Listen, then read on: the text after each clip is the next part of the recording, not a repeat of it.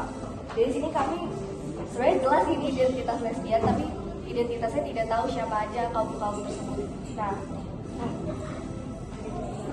sebelumnya konflik ini bisa muncul ke Indonesia karena Indonesia tuh masih tabu akan hal tersebut ya Pak. Karena di luar Indonesia mungkin udah ada persetujuan dari pemerintahan dan hukum juga kalau LGBT atau lesbi ini disahkan untuk menikah dan menjadi pasangan. Contohnya yang tadi Devina bilang di Thailand itu ada sekitar 200 pasangan di Thailand yang diresmikan untuk menjadi pasangan.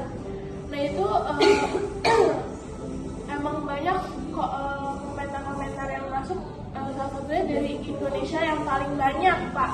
Dari Twitter sampai TikTok sampai Instagram saya lihat emang yang paling banyak Indonesia. Mereka bukannya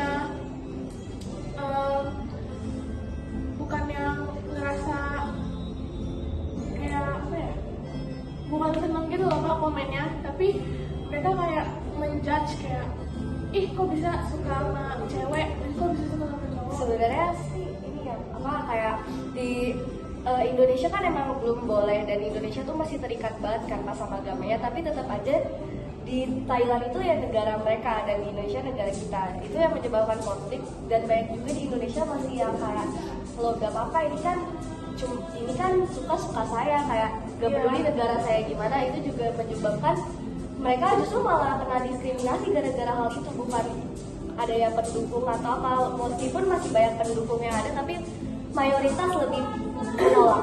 Ya, hal ini emang menentang ya kan, tapi juga apa ya, saya bilang ini hak, termasuk hak mereka buat memilih apa yang dia mau. Tapi emang orang Indonesia agak lebih sedikit sih Pak, lebih banyak Bapak kalau lihat komen emang lebih banyak orang Indonesia aja. Nah, kami tuh dari lukisan ini tuh kayak pengen menyampaikan bahwa LGBT itu sebenarnya tuh bisa masuk konflik sosial. Salah satunya diskriminasi. Ini kenapa kita buat mereka cuma berdua, karena mereka tuh nggak bisa kayak menunjukkan keromantisan mereka di umum, kayak pasti mereka kena judge atau diskriminasi. Jadi mereka benar-benar yang tertutup itu, walaupun zaman sekarang sudah banyak yang malah memamerkan gitu. Ya, saya juga ngambil temanya kenapa pantai, karena pantai itu sunyi ya Pak. Pantai itu sunyi, nggak ada orang kalau udah mau menuju malam ya kan. Mau menuju gelap juga. Terus pantai ini juga melambangkan keromantisan karena ada ini udah mulai sunset aja sih Pak. Terus kenapa dibilang konflik?